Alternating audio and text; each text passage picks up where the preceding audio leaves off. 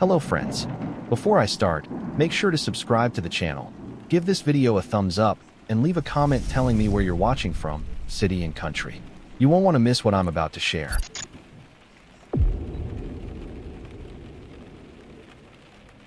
My name's Jack Moreland. I'm 51 years old, and I've been a trucker since I was 29. Been behind the wheel longer than some folks have been alive. I've hauled cattle, cars, backhoes, generators, you name it. Crossed every major interstate, and too many nameless roads to count. And I used to believe the scariest thing about trucking was falling asleep at the wheel or blowing a tire on black ice. But something happened 2 Halloweens ago that changed the way I drive forever. It was supposed to be an easy run. Farm equipment headed west, just past El Paso. I'd left Dallas earlier that afternoon, planning to drive through the night and deliver early next morning. My route took me through long, desolate stretches of Highway 285, cutting through oil country, flat land, dead brush, fences that go on forever, and not much else. I've always liked that kind of drive. Quiet, no traffic, just me and the hum of the rig. Around 11:50 p.m. I pulled into a gas station that looked like it had been forgotten since the Reagan administration.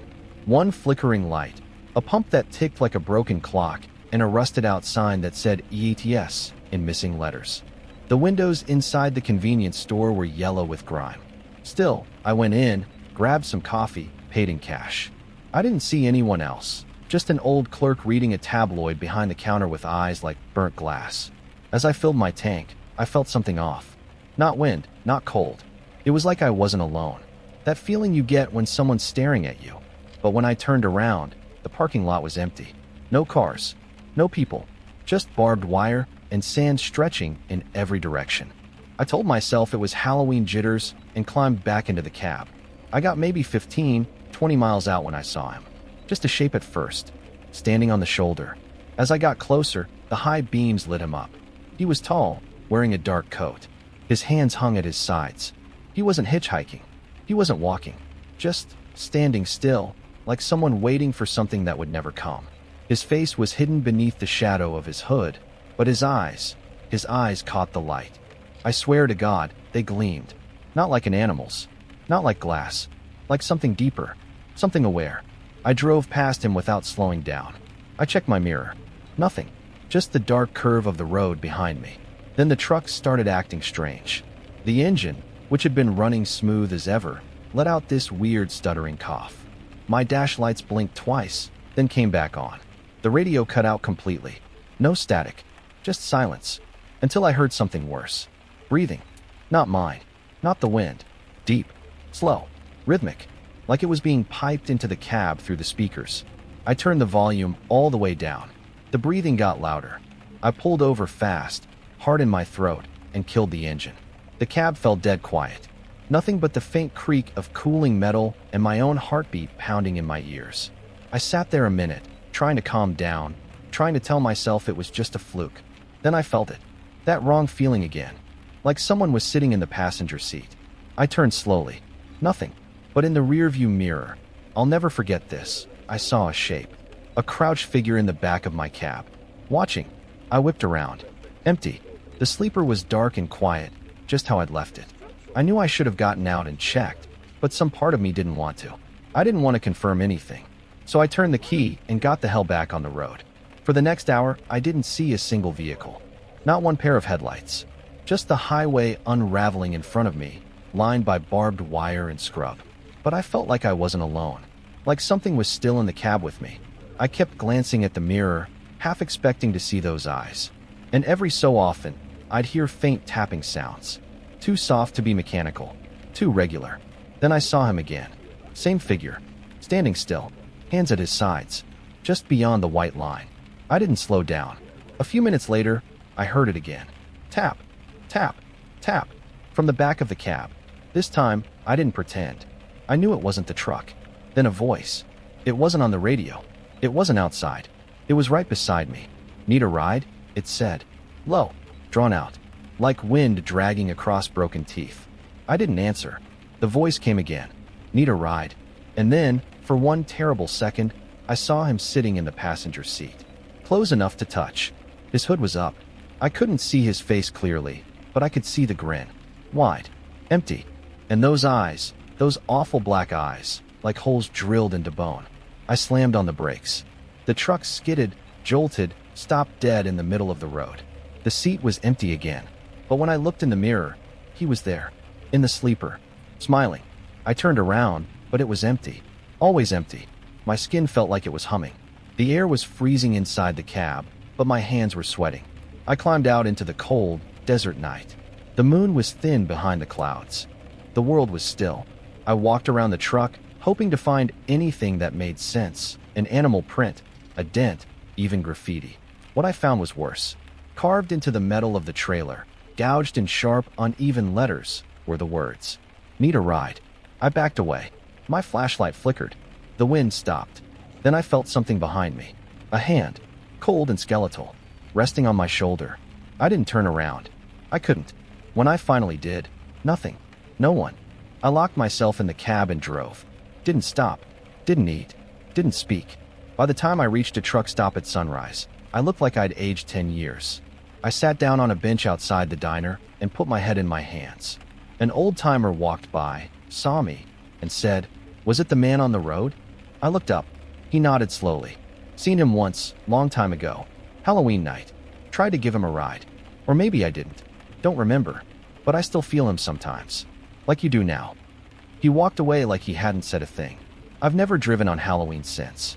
And even now, I still check my mirror at night. Still see those eyes. Sometimes I hear tapping. And sometimes, only when I'm driving alone for long stretches, I hear that same voice, whispering just behind my shoulder. Need a ride? So if you're ever hauling cross-country through West Texas and see a man just standing there by the road, keep driving. Don't slow down. And for God's sake, don't look in the mirror.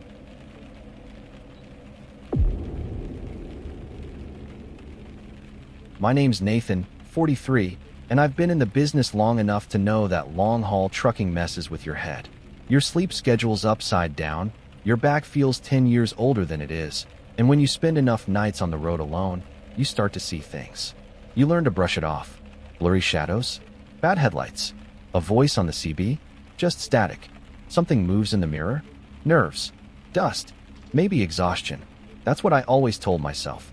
But Halloween night, 2 years ago, changed that. It was a last-minute job. My dispatcher called me around 5 p.m. and asked if I could run an emergency delivery. Nothing too heavy, just crates of electronics headed from Dallas to a warehouse in Albuquerque. It was Halloween night, which meant trick-or-treaters, drunk drivers, and a whole lot of people in weird costumes acting reckless. I almost turned it down, but money's money. I figured if I kept a good pace, I'd make it there by 6 or 7 a.m. Drop the cargo, hit a motel, and sleep the day away. That was the plan, and for a while it held. The first few hours were dead quiet. One of those dry Texas nights where the temperature drops faster than you expect, and the world goes still. The radio played old country, and the hum of the wheels kept me calm. I drove past towns so small their welcome signs were bigger than the gas stations, past darkened barns and shuttered rest stops. Nothing moved. Until it did. Somewhere around 1 a.m. I saw something up ahead on the shoulder. I squinted, leaning forward. At first I thought it was just a marker post or debris. But as I got closer, I saw it was a man. Standing. Not walking. Not thumbing for a ride. Just standing. He wore an old coat, thick and dust-colored, like something from a different decade. His head was bowed, and he faced the ground like he'd dropped something and forgotten what it was. I slowed, not sure why. Maybe instinct. Maybe curiosity. I didn't pull over. I'm not that naive. But I coasted as I passed. He didn't move. Didn't even look up. As soon as I passed him, I felt wrong. Like I'd just passed a grave without realizing it. 10, maybe 15 minutes later, I saw him again. Same coat. Same stance. Same bowed head. But this time he was 50 miles down the road. There's no way he could have made it there. I sped up. I didn't look back. I kept telling myself I was tired, that maybe it was two different people wearing similar clothes. Or maybe my mind was playing games. But I felt it. The shift. The road didn't feel empty anymore. At 3 a.m., the cab got cold. Not cool. Cold. Breath-fogging, bone-deep cold. I reached for the heater, but the dial wouldn't turn. It was like it was stuck in place. Then the radio came on. I didn't touch it. No music, just static. I leaned over to turn it off and froze. A voice came through. Faint. Broken. Like someone speaking through a dying phone line. A whisper soaked in pain. Help me. That's what it said. Or maybe it was, hear me. It was hard to tell. The words were muffled, distant. But they were there. I kept trying to shut the radio off, but my hand was shaking. I couldn't grip the dial. My heart was thudding so loud I almost couldn't hear the voice when it returned. Why didn't you stop? That hit me like a brick to the chest. Because I knew. I knew it was him. I finally yanked the cord out. Silence returned, but it didn't feel right. It felt forced, like everything had gone quiet on purpose, like the night was holding its breath. I tried to keep driving. Just a few more hours, I told myself. Just get to Albuquerque. But I couldn't shake the sense that I wasn't alone. The mirrors started to play tricks on me. I'd glance up and think I saw movement. Something hunched, ducked low, just behind my seat, but it would vanish when I turned. And then, at 4:12 a.m., he was standing in the middle of the road. No warning. I slammed the brakes. The truck screamed, fishtailed slightly, and came to a halt. My headlights lit him up, full and clear. Same coat, same figure. This time he looked at me, and his eyes were wrong. Not just dark, wrong. Hollow, like looking into a tunnel that had no end. Not even hate in them, just absence. I hit the horn. He didn't flinch. I cracked the window an inch. I don't know why. Maybe to yell at him. Maybe to hear his voice. But what I heard made my blood go cold. Take me with you. Not a demand. Not a question. A request. Soft. Sorrowful. Empty. I couldn't answer. I just slammed the window shut, put the truck in gear, and tore out of there. But I wasn't done. As I got closer to Albuquerque, the temperature dropped again. The dashboard fogged up. My fingers were numb. And the radio, despite being unplugged, flared to life. You left me. It hissed. Gurgled. It sounded angry now. You should have stopped. I gritted my teeth, yelling at the dashboard like a madman.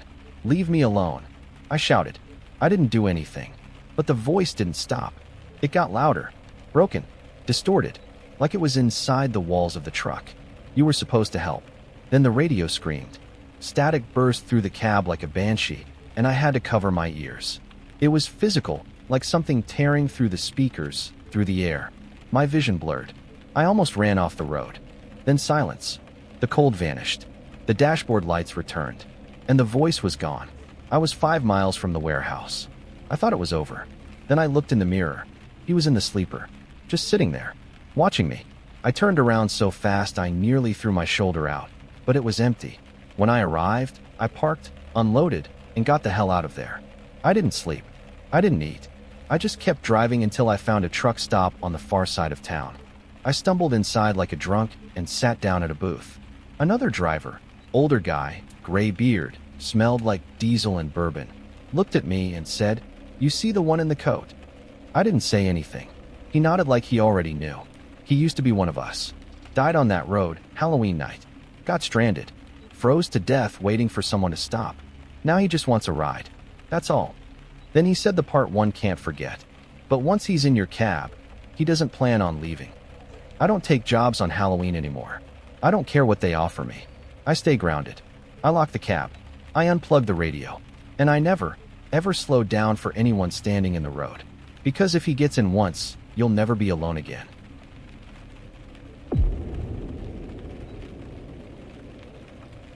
My name is Wayne. I'm 54. Been on the road longer than I've lived in any one place.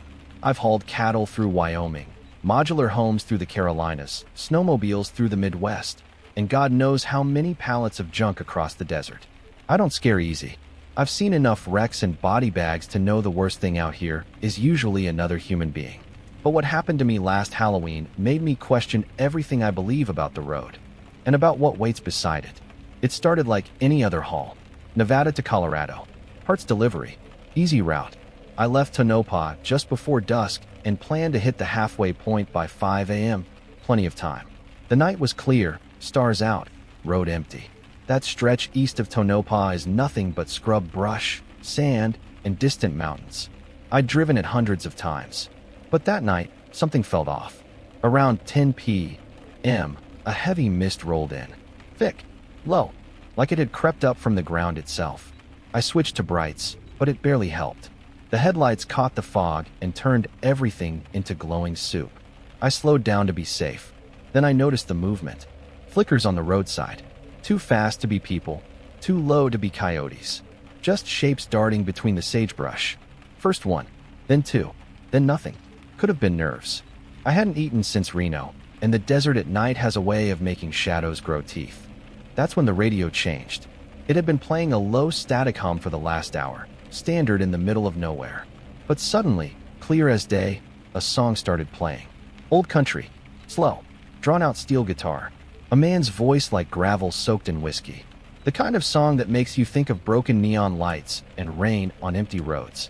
I didn't recognize the station, didn't remember touching the dial. I tried to switch it, but the knob wouldn't move. So I let it play, and that's when I saw the diner. It wasn't there, and then it was. Just appeared through the mist like a mirage. A squat little building on the right side of the road. Neon lights buzzing green and yellow.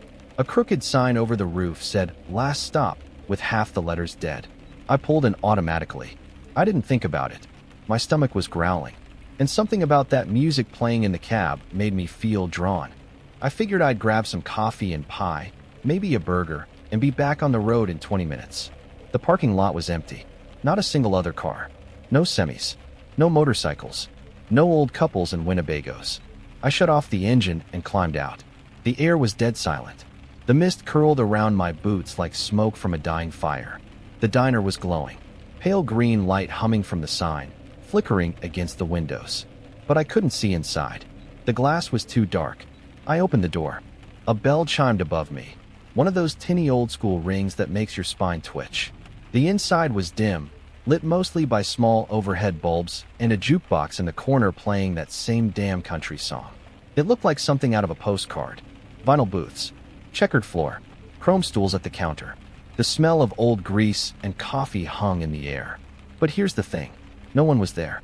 No cook. No waitress. No late-night drunks. No bored teenagers. But every booth had food on it. Plates of burgers and sandwiches. Pancakes still steaming. Forks half lifted. Ketchup bottles tipped over like someone left in a hurry. It didn't make sense. I walked slowly to the counter and saw a pot of coffee still hissing on the burner. Like someone had just stepped away. I called out, "Hello." Nothing. Not even an echo. I poured myself a cup. It tasted burnt. Metallic. Like it had been sitting there for hours. Maybe longer. I sat down at the booth nearest the door and tried to make sense of it. The music kept playing. Same song. Over and over. I looked at the jukebox. It didn't have any power. The screen was dark, but the music kept coming from it. And then, a voice behind me. "Long night, isn't it?" I jumped. Turned so fast I nearly spilled the coffee. There was a man sitting at the counter. I hadn't seen him come in. He wore a faded trucker cap, low over his eyes. Leather jacket. Big hands folded on the counter like he'd been there a while. I said, "Didn't see you come in." He smiled. Not friendly. Not menacing. Just empty. "A lot of folks don't see me right away," he said. I asked if he worked there. He chuckled. "Nah, just passing through. Like you." I didn't answer. He turned slightly, looked at me with eyes that were too deep set. Too dark. "A lot of people pass through here," he said. "Most don't stay long." I looked toward the door. For the first time, I noticed there was no handle on the inside. Just a smooth metal plate. I stood up. "Don't worry," he said. "It opens when it needs to." I froze. I asked him, "Where is everyone?" He looked at the empty booths. "Gone," he said. "Left in a hurry." I backed toward the jukebox. The music had changed. Slower now. Warped. Like it was being played underwater. He turned toward me. "Did you see her?" I said, "Who?" "The woman by the road," he said. "She waits. Hopes someone will stop. But they never do." He smiled again. This time his teeth looked too sharp. Too even. Like dentures carved from bone. "Or maybe they can't," he whispered. I said I was leaving. He didn't stop me. Just nodded once. "She'll find you," he said. "They always do." I pulled on the door. It opened. The mist outside had thickened. I climbed into the cab, hands shaking, and started the engine. I didn't look back. I got about 20 miles down the road before I saw her. Standing on the shoulder. White dress. Torn and dirty. Long black hair over her face. She didn't move. Just stared at me through the fog. I didn't stop. I kept my eyes straight, both hands on the wheel. Then the radio crackled to life. Her voice. "Why didn't you stop?" It was soft. Hurt. Like a child asking why you left them behind. I tried to turn it off. The buttons wouldn't respond. Why didn't you stop for me?" Her voice grew louder. Desperate. It filled the cab like smoke. Like grief. I shouted, "Leave me alone." The voice vanished. The fog thinned. And when I looked at the passenger seat, she was sitting there, face pale, eyes black, mouth open just enough to see a flicker of broken teeth. I screamed, swerved, hit the brakes. When I turned to look, she was gone. Just the empty seat and the sound of my own breathing. I didn't stop again that night. When I reached Colorado, I went to the first diner I could find and asked the waitress if there was a place called Last Stop west of Tonopah. She frowned, said no, said there used to be a roadside cafe in that area, burned down in 1978. Fire started in the kitchen. They lost a waitress. Young girl, burned up before anyone could reach her. She'd been trying to hitch a ride home. They never rebuilt. I don't drive that stretch on Halloween anymore. And when the mist rolls in, I don't listen to the radio. I don't slow down. And I don't look at the buildings that seem to appear out of nowhere. Because if you go inside, you might never leave the same way you came in.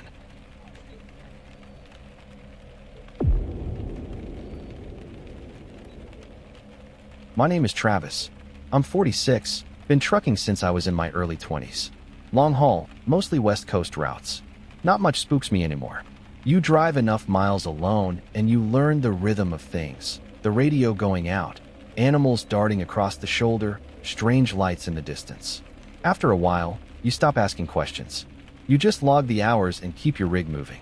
But I've never talked about what happened to me on Halloween night 3 years ago. Not really. I tried once.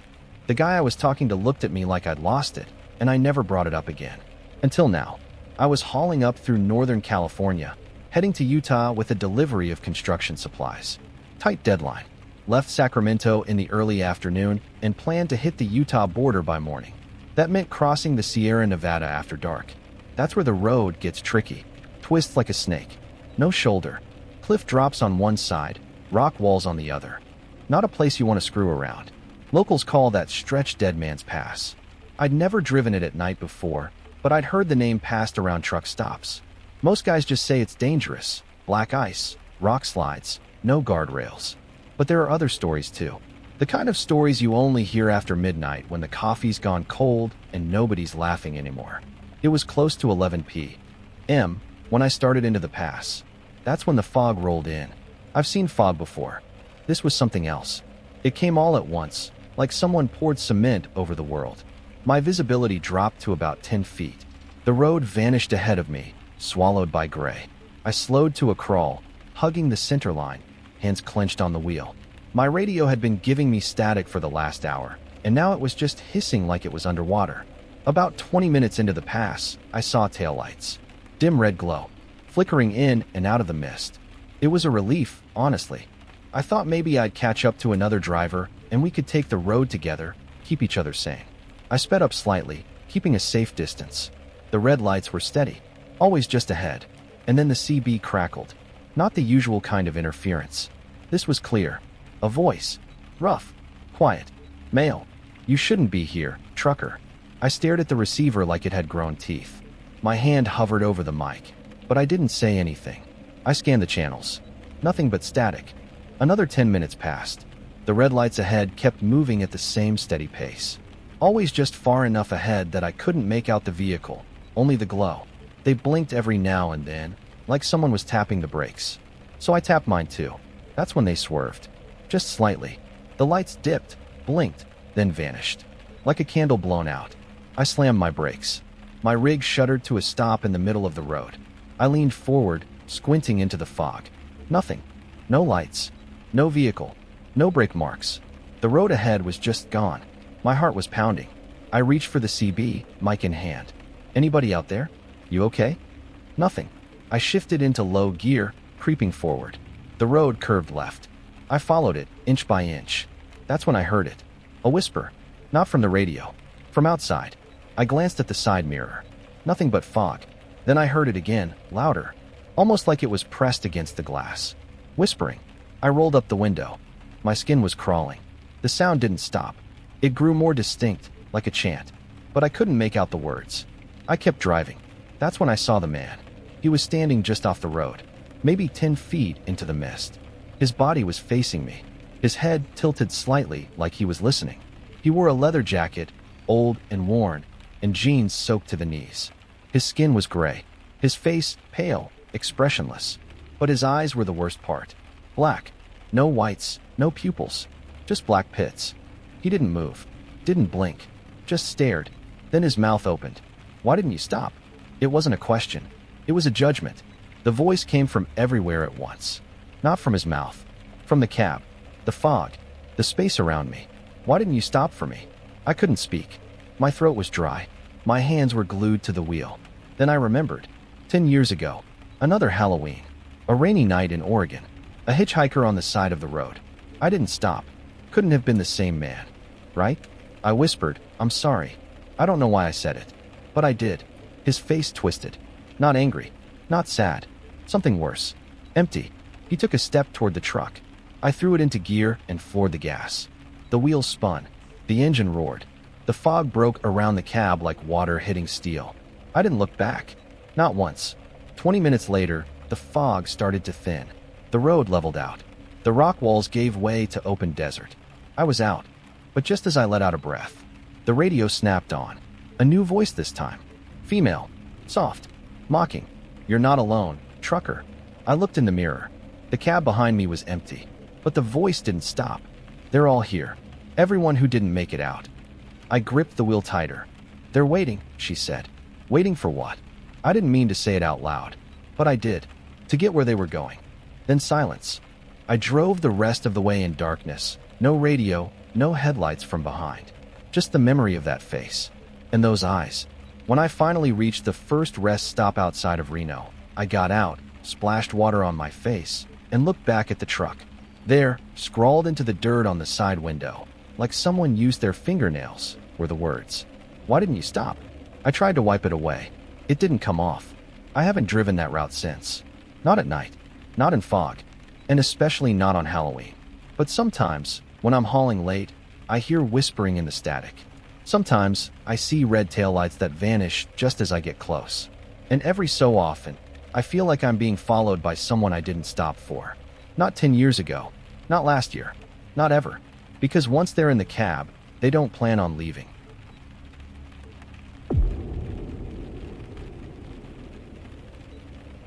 I keep it neat, keep it humming, and I don't let just anyone in.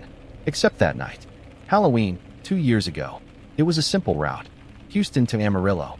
I'd done it a dozen times. 9 hours straight up through back roads and long, empty stretches of highway. Nothing fancy.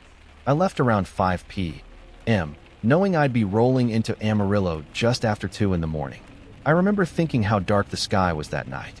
No moon, no stars, just thick clouds that seemed to hang lower than usual, hiding everything. I turned my brights on early, and even then, it felt like they were only reaching a few feet ahead. It was sometime around midnight when I saw him. At first it was just a shape, a figure up ahead, standing still on the shoulder, almost blending into the darkness. My headlights lit him up as I got closer, a tall man, wearing a long coat, his thumbs sticking out. The kind of hitchhiker you see more in movies than real life these days. He wasn't swaying like drunks do, wasn't walking. He just stood there like he'd been waiting a long time. Normally, I don't stop, especially not at night, and definitely not on Halloween. But this guy, something about him pulled me in. I slowed, rolled down the window a few inches. "Need a ride?" I called. He didn't answer right away, just stepped forward slowly, hands tucked in his coat pockets. His face was shadowed under the brim of an old hat. "Just up the road is fine," he said, voice rough, like it hadn't been used in years. Against every instinct in my body, I unlocked the door. He climbed in and sat down without a word. He didn't smell like anything. That's the first thing I noticed. People always have some kind of scent, sweat, cologne, cigarette smoke, something. But this guy? Nothing. The air didn't even change when he shut the door. He folded his hands on his knees and stared straight ahead. We rolled on in silence. A few miles passed, and I tried to make small talk. "Where you headed?" "Home," he said, still looking forward. I asked where that was, but he didn't answer. The air in the cab started to feel heavy, cold. I turned the heat up, but it didn't seem to make a difference. I kept glancing at him out of the corner of my eye. His face never fully came into the light, but his skin looked wrong. Too smooth, too pale, like a wax figure that had been left in the sun. "You ever pick up passengers before?" he asked suddenly. His voice made me flinch. It felt like it echoed in my bones. "Not really," I said, "but it's Halloween. Figured you didn't want to be out here all night." He nodded slowly. "A lot of drivers don't stop anymore. Too scared. Too busy." He said it like he'd been watching us for years. I didn't know how to respond, so I just focused on the road. The fog started to roll in heavy, curling across the highway in thick streaks. My headlights barely cut through it. The man leaned forward slightly. "You believe in ghosts?" He asked it casually, like someone would ask if I liked football. I gave a nervous laugh. "Can't say I do. Seen a lot of strange things on the road, but never a ghost." He nodded again. "You should." I felt the temperature in the cab drop even further. My breath started to fog the windshield. I reached for the defroster, but before I touched it, he whispered something. "They're out there, waiting." I turned to look at him. His face was in shadow, but I swear, his hands were paler than they had been, almost transparent. His knuckles were sharp. Bones. No color. My heart started racing. I told myself to pull over. Just let him out. Say something came up. But I didn't. I couldn't. I just kept driving. He stared at the road like it belonged to him, like he'd been on it longer than I had. "There was a time," he said slowly, "when I was just like you. On the road, night after night. Never stopped. Never rested." His voice was quieter now. Hollow. Thought I was untouchable. He turned slightly toward me. Then I picked up someone. Just like I was. A woman. Pale. Eyes like holes. Said she was trying to get home. Just like I was. I glanced at him. His features had changed. Or maybe I was just seeing them clearer. His eyes were dark. No whites. Just two empty wells. He smiled, but there was no kindness in it. She never said much. Just stared. Just watched. The fog outside was so thick now, I couldn't even see the lines on the road. "I drove for hours," he said, but the road never ended. Same mile. Over and over. I tried to speak. My mouth was dry. "What? What happened?" He looked at me. Fully. And I swear to God, his face was gray. Like dried ash. "I don't remember," he said. "One moment I was driving. Next, I was standing by the road. Waiting. Hoping someone would stop." My hands were locked on the wheel. My knuckles white. I didn't even notice that the rig had stopped moving. We were parked. On the side of the road. I don't remember braking. He turned his whole body toward me. "I'm dead," he said. Not dramatic. Not angry. Just stating a fact. "I can't leave. Not until I find someone to take me home." He didn't move. "Do you know where that is?" He shook his head. "No." I stared at him. My breath came shallow. My chest was tight. "What do you want me to do?" He smiled. "Just barely. Keep driving." I did. I don't remember the rest of that night. I just remember the road stretching forever, the fog never lifting, the air never warming. I remember the weight of him beside me, the silence, and then dawn. The fog burned off. The sun hit the dashboard, and he was gone. The seat beside me was empty. I stopped at a gas station on the edge of town and just sat there. For a long time. I looked in the mirrors, expecting to see him crouched in the sleeper. But there was nothing. No trace. No scent. No shadow. Just me. And yet, I don't think I left him behind. Because sometimes, when I drive alone through fog at night, I see a figure on the shoulder, just standing there. And sometimes, just sometimes, I think it's him, still looking for his way home.